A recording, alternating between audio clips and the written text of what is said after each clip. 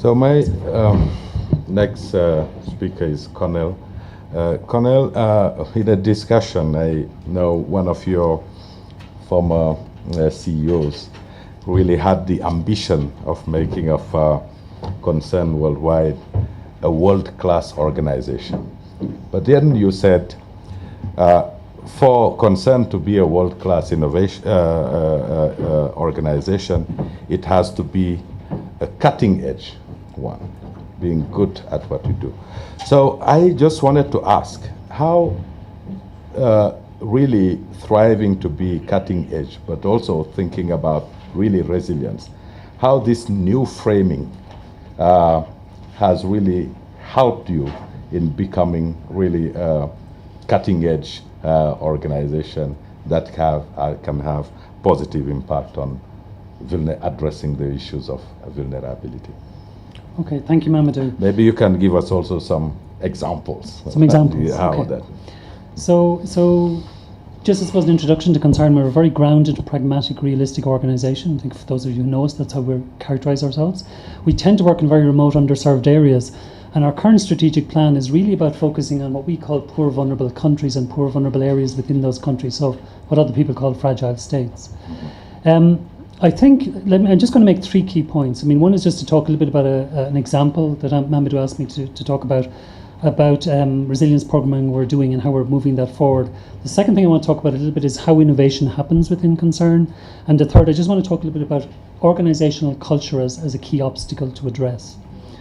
So the first one really is our resilience story.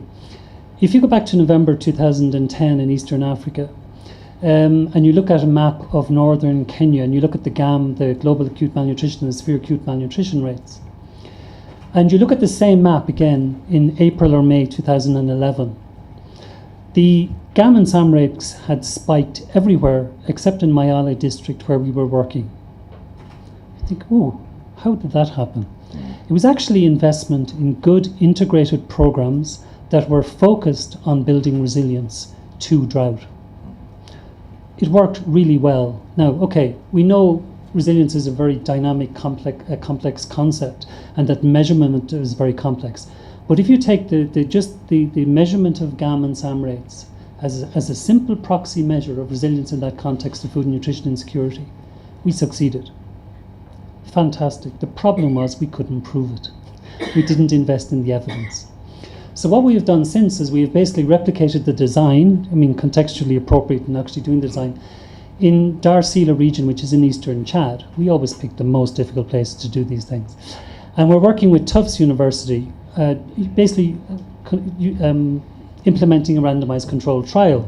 So hopefully at the end of 5 years, we will actually have the evidence to prove that this type of investment works in building people's resilience, particularly to undernutrition. So that's the story, and I think what's important about it is our investment in knowledge, and that's a big change for us, this idea of investing in randomized controlled trials, and we're well aware of the downsides of them.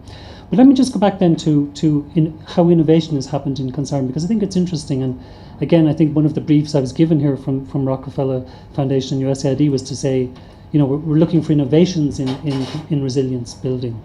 And I think, the problem with resilience is it's complex, it's got lots of moving parts.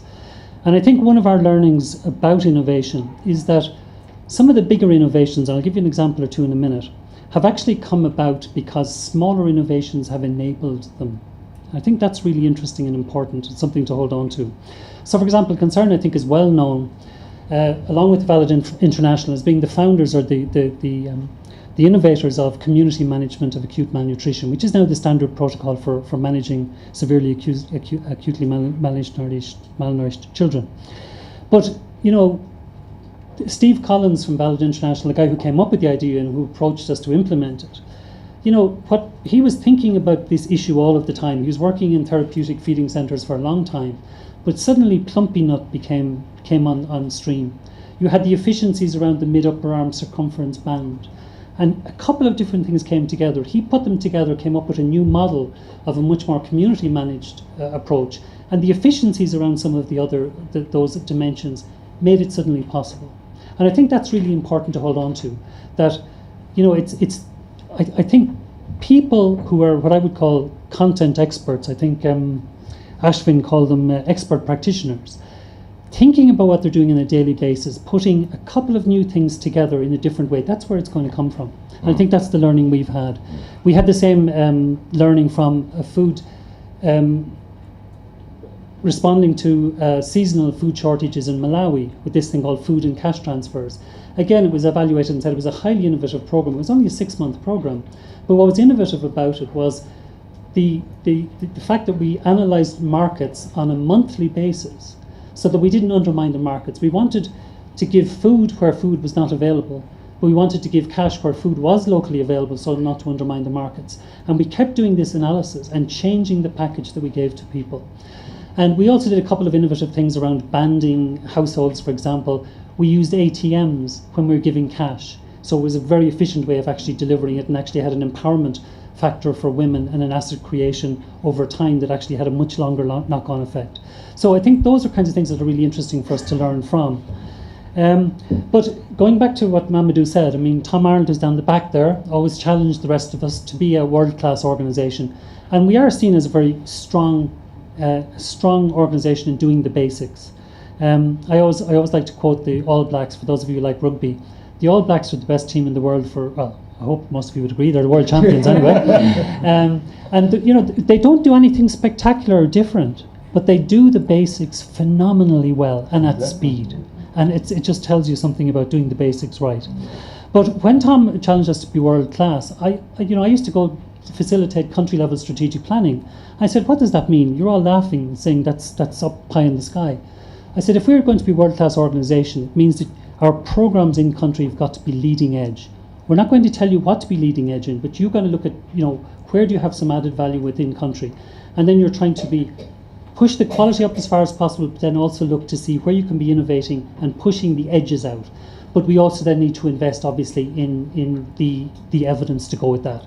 So we have actually invested quite a bit now to work with universities for high-level evidence to make sure that that contribution to knowledge comes. So that's the innovation side. The third thing, last thing I want to talk about really is just organizational cultures as obstacles. Yeah. I think you all know when we're talking about breaking down silos, we're talking about breaking down silos within sectors, but we're also talking about breaking them down within the organizations. Now, we heard the donors talking about it at the last session.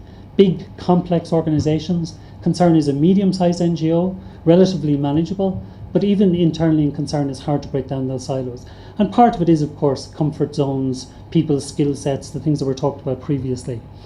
But I think there are two things there. One is breaking down the silos, and then the other is trying to get people to be innovative. So, I mean, to me, organizational culture is really problematic in terms of getting people to be like that, to come up with new ideas in their own contexts.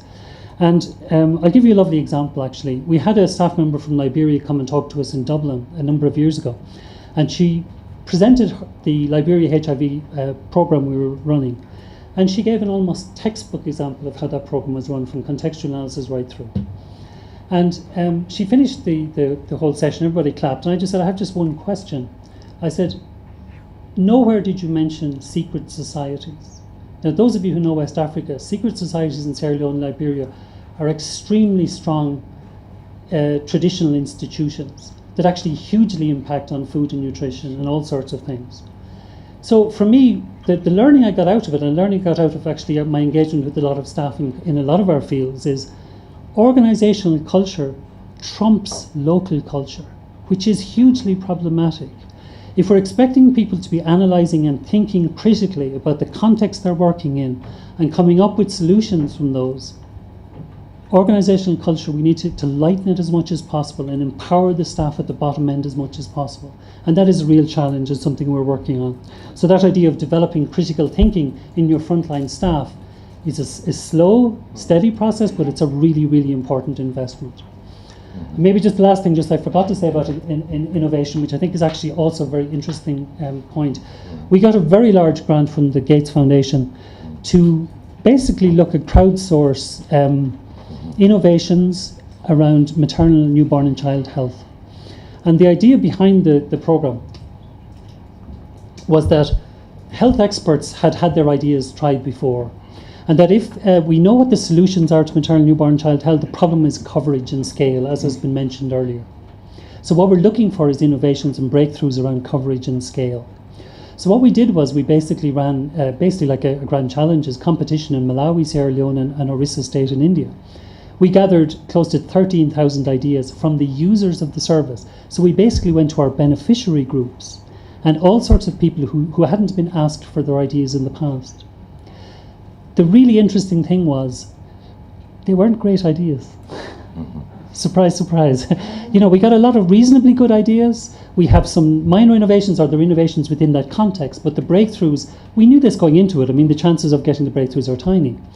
But to me, what was interesting about it, and we basically adjusted the whole design of the program, but I think that content expertise, or that idea of expert practitioners thinking about what they're doing and challenging themselves on an ongoing basis is a critical part of this. So I think that's it for me. Okay. Thank you. Thank you, Hans.